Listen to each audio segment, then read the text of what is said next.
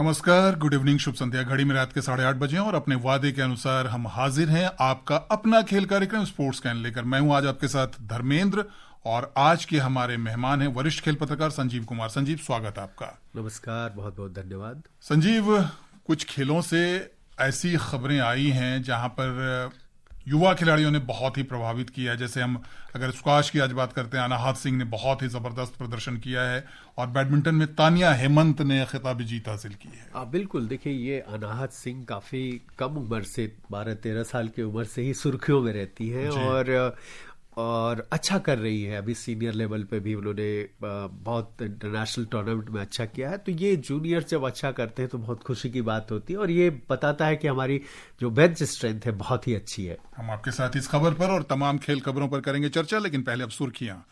अनाहत सिंह ने NSW Bega open squash tournament के final में जगह बनाई। शिलोंग लाजोंग FC 134वें डूरंट कप फुटबॉल टूर्नामेंट के सेमीफाइनल में पहुंची। CAFA nations cup football tournament के लिए भारत के 35 संभावित खिलाड़ियों का ऐलान। सुनील छेत्री को टीम में जगह नहीं मिली और तानिया हेमंत ने साइपन इंटरनेशनल बैडमिंटन टूर्नामेंट का महिला सिंगल्स खिताब जीता।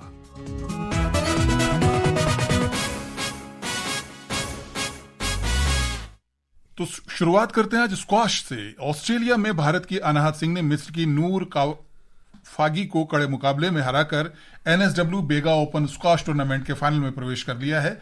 17 वर्ष की अनाहत ने सेमीफाइनल में 3-2 से जीत दर्ज की। मुकाबला कांटे का रहा, लेकिन भारतीय खिलाड़ी ने लाजवाब प्रदर्शन किया।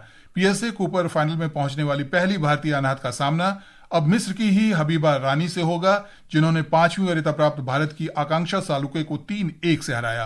अनाहत को मैच के दौरान चोट भी लगी, लेकिन वो खेलती रहीं। उन्होंने क्वार्टर फाइनल में दक्षिण अफ्रीका की हैली वॉर्ड को 3-0 से हराया था। क्या कमाल का जज्बा उन्होंने आज दिखाया है।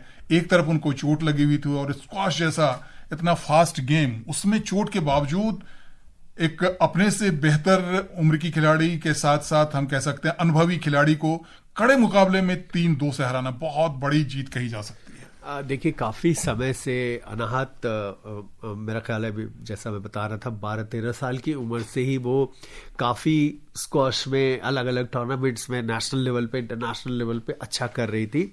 और याद होगा भारत की 2 बड़ी खिलाड़ी थी पिछले कुछ वर्षों में, 1-2 डिकेड की बात करें तो दीपिका पल्लिकल, जोशना चिनप्पा। अब उसके बाद लग रहा था कि उसके बाद कौन।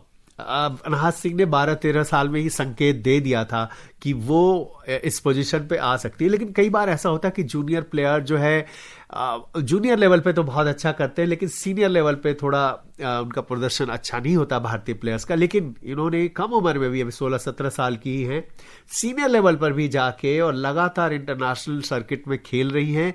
और ये जो जज्बा है जो आपने बताया, चोटिल होने के बाद भी उन्होंने फाइट की।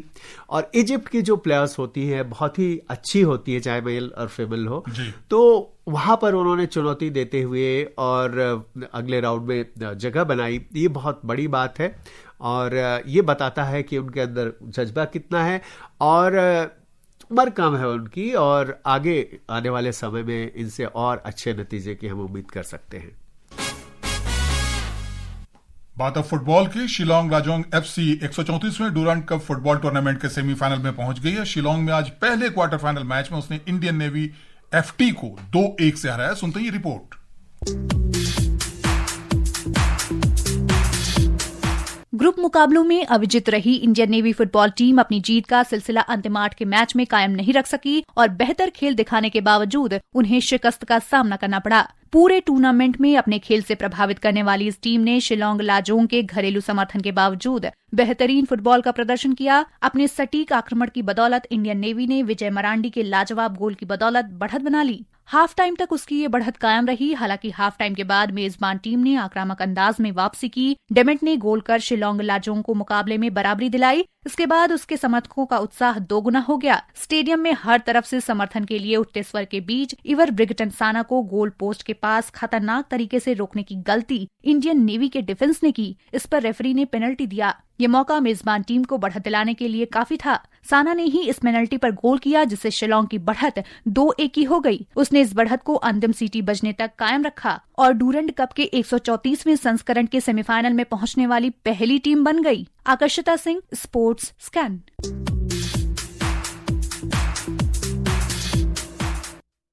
इंडियन नेवी ने कमाल का प्रदर्शन किया, हालांकि पराजय का सामना करना पड़ा, लेकिन जो मुकाबला रहा, क्या कमाल का फुटबॉल खेला है इंडियन नेवी ने। अगर इस मुकाबले की फेवरेट टीम की बात करें तो निश्चित रूप से शिलोंग की टीम फेवरेट थी। हाँ बिल्कुल, लेकिन इंडियन नेवी ग्रुप एफ में टीम थी और उन्होंने अपने ग्रुप में 7 अंक हासिल करते हुए पहला स्थान हासिल किया। और उनके ग्रुप में देखें तो रियल कश्मीर की टीम थी, नेरोका की टीम थी, ट्राउ की टीम थी, और ये सारी टीमें बहुत प्रोफेशनल हैं। हालांकि इंडियन नेवी की टीम भी यहाँ खेल रही है तो नहीं कह सकते प्रोफेशनल नहीं है, बट अगर कंपेयर करें तो उनकी टीम बेशक अच्छी नजर आ रही थी। और इंडियन नेवी ने लगातार अच्छा किया है इस टूर्नामेंट में। शिलोंग लाजंग तो जरूर फेवरेट टीम थी, कुछ इंटरनेशनल प्लेयर उधर हैं। और इसके साथ में एक और जानकारी दे दूं कि दूसरी टीम भी, नॉर्थ ईस्ट यूनाइटेड की टीम भी पहुंच गई है। 3-0 से उसने बोडोलैंड को हराया है। और जैसा कहा गया रिपोर्ट में कि शिलोंग की पहली टीम है, तो दूसरी नॉर्थ ईस्ट की टीम आज ही मुकाबला था पहुंच गई है और इन दोनों टीमों का सामना अब सेमीफाइनल में होगा। और अगर आप क्वार्टर फाइनल मुकाबले की बात कर रहे हैं, सेमीफाइनल में पहुंचने वाली 2 टीमों की बात कर रहे हैं, तो तीसरा क्वार्टर फाइनल मैच कल जमशेदपुर एफसी और डायमंड हार्बर एफसी, और चौथा quarter final match Emami East Bengal FC और मोहन बागान सुपर जायंट के बीच खेला जाएगा। बहुत ही दिलचस्प मुकाबला होने वाला जो चौथा क्वार्टर फाइनल होना है ईस्ट बंगाल एफसी और मोहन बागान के बीच। बंगाल की ये दोनों माहिर टीमें, हालांकि हाल के दिनों में मोहन बागान का दबदबा रहा है, लेकिन इस मुकाबले को आप कैसे आंकते हैं? बिल्कुल, अगर आप इस टूर्नामेंट का सिर्फ उनका दोनों टीमों का रिकॉर्ड देखें तो ए और बी ग्रुप में दोनों टीमें थी। ईस्ट बंगाल ने एक भी मुकाबला नहीं गंवाया और 12 गोल किए ग्रुप स्टेज में, और उसके खिलाफ सिर्फ 1 गोल हुआ है। और ठीक इसी तरह का आंकड़ा मोहन बागान का भी है। उन्होंने भी तीनों मैच जीते, 12 गोल दागे, हालांकि उनके अगेंस्ट में 2 गोल हुए। और दोनों टीमें ने दबदबा बनाते हुए इस नॉकआउट में जगह बनाई थी। और जो ट्रेडिशनली हम देखें तो 3 बंगाल की टॉप टीमें थी, मोहम्मडन स्पोर्टिंग, ईस्ट बंगाल, मोहन बागान। इनका कहीं भी मुकाबला हो देश भर में, तो चाहे किसी भी टूर्नामेंट में, तो उनके जो फैंस का फैन बेस बहुत बड़ा है और लोग उसका बेसब्री से इंतजार करते हैं। तो निश्चित तौर पे ये बहुत बड़ा मुकाबला होने जा रहा है। नॉकआउट स्टेज का मुझे लग रहा है कि जो 4 मुकाबले अभी 2 हो चुके, 2 और होने वाले, उनमें सबसे बड़ा मुकाबला यही है। और फुटबॉल की एक और खबर है, ताजिकिस्तान और उज्बेकिस्तान में इसी महीने होने वाले CAFA नेशंस का फुटबॉल टूर्नामेंट के लिए भारत के 35 संभावित खिलाड़ियों की घोषणा कर दी गई है। इस टीम में सुनील छेत्री को शामिल नहीं किया गया है। छेत्री ने हाल में संन्यास से वापसी की थी, तो क्या वजह हो सकती है सुनील छेत्री को नहीं टीम में जगह देने की? क्या उन्होंने खुद ही इस टूर्नामेंट से अपने आप को बाहर रखा होगा? देखिए, नए कोच आए हैं, जो खालिद जमील जो है वो काफी साल बाद, 12-13 साल के बाद कोई इंडियन कोच भारतीय टीम के साथ जुड़ा है।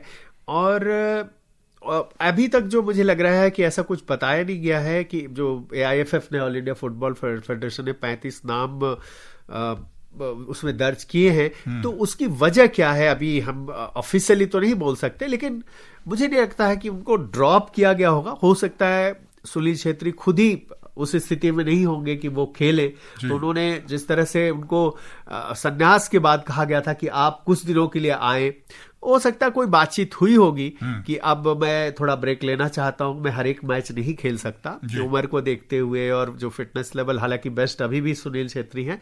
तो ये अब कुछ दिनों में बात पता चलेगा, इस बात का वो पता चलेगा कि वो क्यों आउट है, बट फिलहाल मुझे नहीं लगता है कि उन्हें ड्रॉप किया गया होगा। और हम इस टूर्नामेंट की बात करें तो भारत को ग्रुप बी में ताजिकिस्तान, ईरान और अफगानिस्तान के साथ रखा गया है। भारत अपने अभियान की शुरुआत 29 अगस्त को मेजबान ताजिकिस्तान के खिलाफ करेगा। इसके बाद 1 सितंबर को ईरान और 4 सितंबर को अफगानिस्तान के खिलाफ मुकाबला होगा। तीसरे स्थान के लिए प्लेऑफ और फाइनल 8 सितंबर को आयोजित किया जाएगा। बैडमिंटन के कोर्ट पर चलते हैं। भारत की तानिया हेमंत ने साइपन इंटरनेशनल बैडमिंटन टूर्नामेंट का खिताब जीत लिया है। आज महिला सिंगल्स के फाइनल में तानिया ने जापान की कानाए सकाई को 15-10, 15-8 से हराया। 21 वर्षीय तानिया का यह चौथा अंतर्राष्ट्रीय सीरीज खिताब है। हालांकि तानिया का नाम अभी अगर इंटरनेशनल बैडमिंटन सर्किट की बात करते हैं, बहुत ज्यादा फेमस नहीं है, लेकिन एक संकेत तो है कि भारत की जो मजबूत बैडमिंटन की परंपरा है उसकी तरफ ये भी मजबूती से कदम बढ़ा रही है। बिल्कुल आपने सही कहा। अभी तानिया हेमंत, अभी बहुत से लोगों को ये देखना होगा, पता नहीं होगा इसके पहले इनका नाम कि इंटरनेशनल लेवल पे ये कर्नाटक की हैं, मैसूर की हैं, और कर्नाटक में भी एक अच्छा माहौल है बैडमिंटन का, और 21 साल की हैं और ये बड़ा इनके करियर का है। अभी वर्ल्ड में टॉप 50 रैंकिंग में है, तो जाहिर सी बात है कि वो हाल फिलहाल अच्छा करते रही हैं, लेकिन बड़े टूर्नामेंट में मुझे लग रहा है कि एक इंटरनेशनल लेवल पे उन्होंने एक पहचान बनाई है। उम्मीद करें कि आगे भी इस तरह के जो टूर्नामेंट में अच्छा करती रहे। जी। विश्व champion grandmaster D Gukesh Saint Louis rapid और ब्लिट्ज शतरंज टूर्नामेंट में संयुक्त रूप से 6ठे स्थान पर रहे। अमेरिका के लेवोन एरोनियन ने खिताब जीता। और शतरंज से एक और खबर है, चेन्नई में भारतीय ग्रैंडमास्टर एम प्रणेश ने अंतिम दौर में असफलता के बावजूद कल quant box Chennai grand masters में चैलेंजर्स वर्ग का खिताब जीत लिया। प्रणेश अंतिम दौर में जीबी हर्षवर्धन से हार गए, लेकिन 6.5 अंक लेकर खिताब जीतने में सफल रहे। बात क्रिकेट की, आगामी एशिया कप क्रिकेट टूर्नामेंट के लिए भारतीय टीम का चयन मंगलवार को किया जाएगा। टीम में रिंकू सिंह के चयन और शुभमन गिल की भूमिका को लेकर दिलचस्प स्थिति बन गई। एक रिपोर्ट। अजीत अगरकर की अगुवाई वाली बीसीसीआई की चयन समिति जब खिलाड़ियों को चुनने बैठेगी तो उसके सामने कई पेचीदा सवाल खड़े होंगे। भारतीय टेस्ट कप्तान शुभमन गिल की टीम में भूमिका और जगह को लेकर चर्चाएं तेज हैं। वहीं एक समय भारत के फिनिशर के रूप में देखे जा रहे रिंकू सिंह की जगह भी सवालों के घेरे में है। रिंकू ने 2023 आईपीएल में कोलकाता नाइट राइडर्स के लिए एक मैच में आखिरी ओवर में लगातार 5 छक्के लगाकर खूब सुर्खियां बटोरी थीं। इसके बाद उन्हें भारतीय टीम के लिए संभावित फिनिशर माना जाने लगा, लेकिन 2020 वर्ल्ड कप 2024 की टीम में उन्हें जगह नहीं मिली और वे सिर्फ स्टैंड बाय में रहे। 2024 और 2025 के आईपीएल सीजन में रिंकू को खेलने का ज्यादा मौका नहीं मिला। 2024 में उन्होंने केवल 113 गेंदों का सामना किया और 2025 में 134 गेंदों का। इससे उनका रोल सीमित होता गया। ऐसे में अगर एशिया कप को ही ध्यान में रखें तो रिंकू सिंह की जगह पक्की नहीं दिख रही है। टॉप ऑर्डर में अभिषेक शर्मा, संजू सैमसन, तिलक वर्मा, कप्तान सूर्य कुमार यादव और हार्दिक पांड्या की जगह तय मानी जा रही है। अगर रिंकू को बाहर किया जाता है तो शिवम दुबे और जितेश शर्मा जैसे खिलाड़ी फिनिशर की भूमिका निभा सकते हैं। जितेश विकेट कीपिंग कर सकते हैं और शिवम गेंदबाजी भी कर सकते हैं। टेस्ट टीम के कप्तान शुभमन गिल के चयन पर भी संशय की स्थिति है। फिलहाल टीम का चयन बेहद चुनौती भरा रहने वाला है। Himanshu Kandpal, sports can.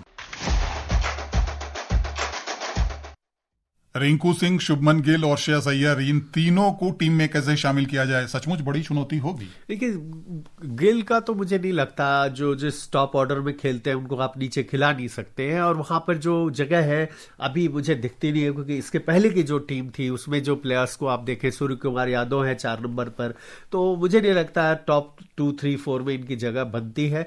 तो अभी जो टेस्ट के कप्तान है उनको T20 में शामिल होना मुझे लग रहा है मुश्किल है। ऑस्ट्रेलिया के पूर्व कप्तान बॉब सिम्पसन का आज निधन हो गया। उन्होंने 89 साल की उम्र में सिडनी में अंतिम सांस ली। बॉब सिम्पसन ने 1957 से लेकर 1978 के बीच ऑस्ट्रेलिया के लिए 62 टेस्ट और 2 एकदिवसीय अंतर्राष्ट्रीय मैच खेले। भारत पहली बार शीतकालीन खेलों का सबसे बड़ा अंतर्राष्ट्रीय आयोजन करने जा रहा है। Asian open short track speed skating trophy 2025 का आयोजन 20 से 23 अगस्त तक देहरादून के रायपुर स्थित महाराणा प्रताप स्पोर्ट्स कॉलेज में होगा। ISAI के अध्यक्ष अमिताभ शर्मा ने बताया कि इस ऐतिहासिक प्रतियोगिता में 11 से ज्यादा एशियाई देश भाग लेंगे। ये शॉर्ट ट्रैक एशियन चैंपियनशिप है। इसमें 11 देश यहाँ पे पार्टिसिपेट कर रहे हैं और जो टोटल दस्ता है, कंटिंजेंट साइज है, वो लगभग 260 का कंटिंजेंट साइज है जो यहाँ पे आएगा। इसमें जापान से लेकर के, चाइना से लेकर के, Hong Kong, Indonesia, Vietnam, Chinese Taipei, Malaysia, Singapore और फिलीपींस के बच्चे जो हैं वो पार्टिसिपेट करेंगे। हम पहली बार भारत में ये शॉर्ट ट्रैक की एक एशियन ट्रॉफी का होस्टिंग कर रहे हैं और मेरा ये मानना है कि हम भारत में अतिथि देवो भव जो हमारे संस्कार हैं उसको मद्देनजर रखते हुए ये काफी अच्छे तरीके से यहाँ पे जितने भी विदेशी खिलाड़ी आएंगे उनका ध्यान भी रखेंगे और ये बहुत इलेक्ट्रीफाइंग स्पोर्ट होने वाला है। और अब घड़ी की सुइयां कह रही हैं कि आज के हमारे स्पोर्ट्स कैन कार्यक्रम का समय समाप्त हो रहा है। तो संजीव जी, स्टूडियो में आने के लिए, बातचीत के लिए शुक्रिया। नमस्कार दोस्तों, आपसे कल फिर मुलाकात होगी ढेर सारी नई खेल खबरों के साथ। मुझे भी दीजिए अनुमति। नमस्कार।